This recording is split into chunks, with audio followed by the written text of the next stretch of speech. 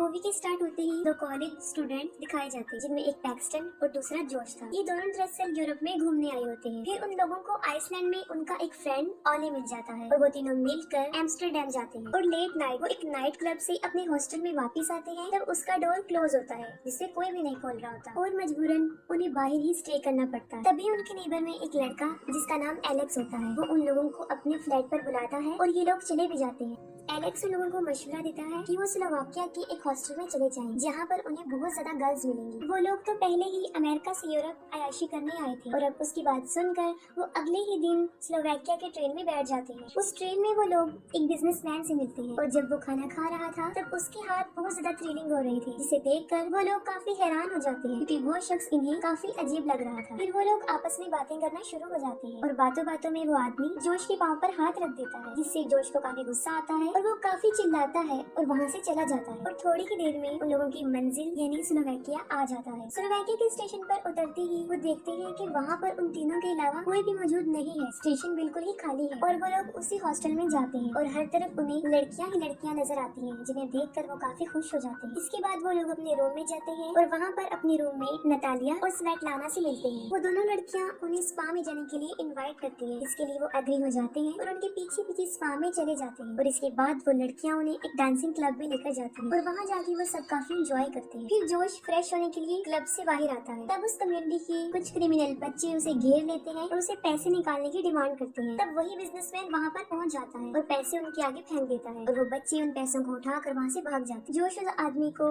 Thanks बोलने के साथ साथ उसे ड्रिंक ऑफर करता है और ट्रेन में किए हुए अपने बिहेव पर भी एक्सक्यूज करता है। वो जोश को कहता है कि जितनी उसकी एज है उसके मुताबिक उसे यही करना चाहिए कि वो गुस्से को बर्दाश्त करके बैठ जाए और इसके अलावा वो कर भी क्या सकता था। और दूसरी तरफ ऑली रिसेप्शन पे मौजूद लड़की को अपने साथ लेकर कहीं चला जाता है। सुबह उठकर वो दोनों काफी खुश होते हैं क्योंकि जो सोचकर वो यहाँ आए थे उससे भी कई ज्यादा वो अयाशी कर चुके थे, लेकिन ऑली उन्हें कहीं भी नहीं मिल रहा था। वो ऑली का कई बार फोन ट्राई करते हैं लेकिन उसका मोबाइल भी नहीं लग रहा होता। फिर रिसेप्शनिस्ट उनको बताता है कि ऑली तो सुबह ही चेकआउट कर गया है, लेकिन ये बात उन लोगों की समझ से बिल्कुल बाहर थी। तभी एक जापानीज लड़की जिसका नाम काना था उन लोगों के पास आती है और फोन में ऑली और उसकी फ्रेंड यूकी की पिक्चर उन्हें दिखाती है। वो उन लोगों को बताती है कि ये पिक्चर उसने मुझे सुबह ही भेजी है और यूकी भी लापता है। कुछ देर गुजरने के बाद उन लोगों के पास ऑली के नंबर से एक पिक्चर आती है जिस पर लिखा होता है कि मैं घर पहुंच चुका हूँ, लेकिन हकीकत में ऐसा नहीं होता। रियलिटी तो ये होती है कि किसी ने ऑली का सर उसकी बॉडी से अलग कर दिया था और साथ साथ वो यूकी को भी टॉर्चर कर रहा था। दूसरी तरफ पैक्सटन और जोश काना के साथ वहाँ से निकलने का प्लान बनाते हैं और तभी वहाँ पर नटालिया और स्वेटलाना आ जाती है और उन्हें डांसिंग क्लब में चलने का बोलती है। जोश का कहीं भी जाने का मूड नहीं था, जबकि पैक्सटन अभी भी एंजॉय करना चाहता था और वो जोश को भी जाने के लिए एग्री कर लेता है। क्लब में जाकर वो लड़कियां उन दोनों को कुछ खिला देती हैं, जिसकी वजह से जोश की तबीयत खराब होना शुरू हो जाती है और वो वापस हॉस्टल में आ जाता है। जैसे ही वो अपने रूम में पहुंचता है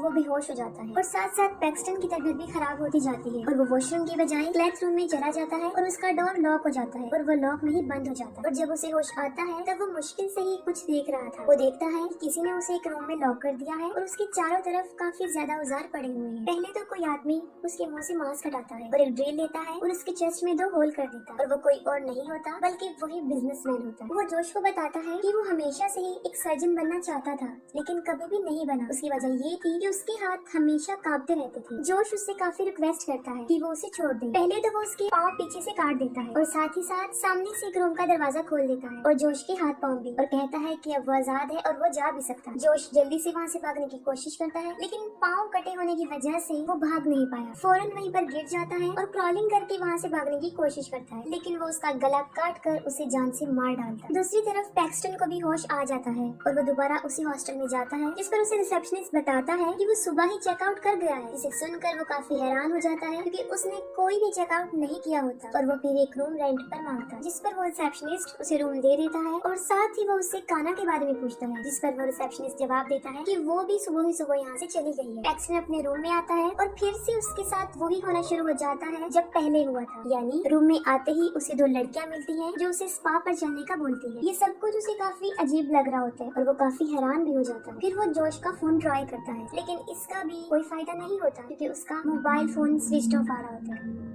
इसके बाद वो पुलिस स्टेशन जाता है और रिपोर्ट लिखवाता है, लेकिन पुलिस वाले भी उसकी कोई हेल्प नहीं करते। वो वापस हॉस्टल में आकर नटालिया और स्वेटलाना से जोश के बारे में पूछता है, जिससे पहले तो वो उसे अपनी बातों में घुमाना शुरू कर देती है, लेकिन जब वो काफी गुस्से में आ जाता है तब वो उसे बताती है कि उन्होंने जोश को एक आर्ट एग्जीबिशन में देखा था और नटालिया पैक्सटन को वहाँ लेकर जाती है। वो उसे एक पुरानी फैक्ट्री में लेकर जाती है जहाँ पर बहुत ज्यादा रिच लोग और उनके कुछ सिक्योरिटी गार्ड्स वहाँ पर खड़े होते हैं। जब वो लोग अंदर जाते हैं तब देखते हैं कि उस आदमी ने जोश को बुरी तरह चीर फाड़ करके रखा हुआ था और वो उस पर किसी तरह का सर्जरी ऑपरेशन कर रहा है, लेकिन इससे पहले कि वो कुछ कर सकता सिक्योरिटी गार्ड फौरन वहाँ पर आ जाते हैं और उसे पकड़ के वहाँ से ले जाते हैं। पैक्सटन अपने चारों तरफ देखता है जहाँ पर लोगों को बुरी तरह टॉर्चर किया जा रहा है और हर तरफ चीखने चिल्लाने की आवाजें ही आ रही है। वो लोग पैक्सटन को भी इस रूम में जाकर बांध देते हैं और उसे भी कुछ बोलने का बोलते हैं। जैसे ही वो मुंह से कुछ बोलता है गार्ड कहता है कि ये एक अमेरिकन है और ये कहकर वो वहाँ से चला जाता है। इसके साथ ही एक आदमी उसे टॉर्चर करना शुरू कर देता है और एक चेन टाइप इंस्ट्रूमेंट से उसका हाथ काटने के चक्कर में वो उसकी 2 उंगलियां काट देता है और इसकी वजह से उसकी हथकड़ी भी कट जाती है। फिर वो आगे बढ़ता है लेकिन उसका पाँव स्लिप हो जाता है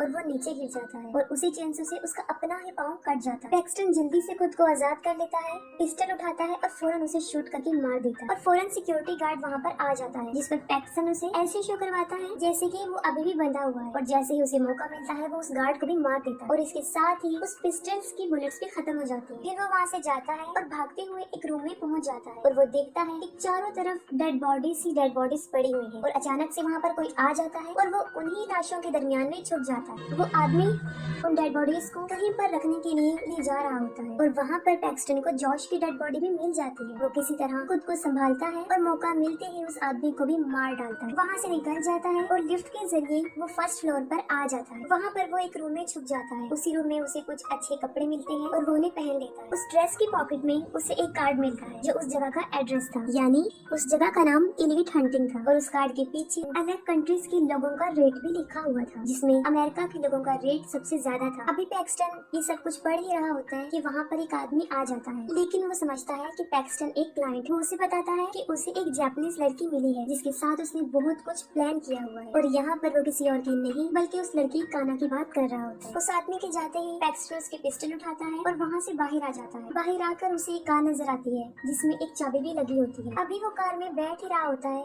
कि उसे काना की चीखों की आवाजें आती है और वो फौरन उसे बचाने चला जाता है और जैसे ही वो उसके रूम में जाता है वो देखता है कि वही आदमी उसके फेस को ब्लो टॉर्च से जला रहा है और वो उस आदमी को भी मार डालता है। लेकिन साथ ही काना बहुत ज्यादा तकलीफ महसूस कर रही होती है क्योंकि उसकी आधी आंख बाहर आ जाती है। पैक्सटन उसे बचाने के लिए उसकी आंख को उसकी बॉडी से अलग करके काट देता है और ये चीज बहुत ज्यादा डिस्टर्बेंस पैदा करती है, बहुत ही डिस्टर्बिंग सीन। किसी तरह वो बड़ी मुश्किल से अपनी जान बचा के वहाँ से बाहर आते हैं और गाड़ी में बैठकर वहाँ से भाग जाते हैं। इसके साथ ही बहुत से सिक्योरिटी गार्ड्स उनका पीछा करते हैं। रास्ते में जाते हुए उसे नटालिया, स्वेटलाना और अलेक्स नजर आते हैं। वो उनको गाड़ी से उड़ा के मार डालता है। पैक्सटन स्टेशन पर जाना चाहता था लेकिन रास्ते में पुलिस चेकिंग कर रही होती है। पुलिस वाले भी उन लोगों के साथ मिले होते हैं। उनमें से एक पुलिस ऑफिसर पैक्सटन को देख लेता है और जैसे ही वो उन लोगों की तरफ बढ़ता है वो कार से बाहर आकर वहाँ से भाग जाते हैं। वो पैदल ही चलते रहते हैं और चलते चलते वो स्टेशन पर पहुँच जाते हैं, लेकिन वहाँ पर भी वो देखते हैं कि बहुत से लोग उन्हीं की तलाश में हैं। वहाँ पर एक मिरर में काना अपना फेस देख लेती है और अपना फेस देखकर वो काफी डिसहार्ट हो जाती है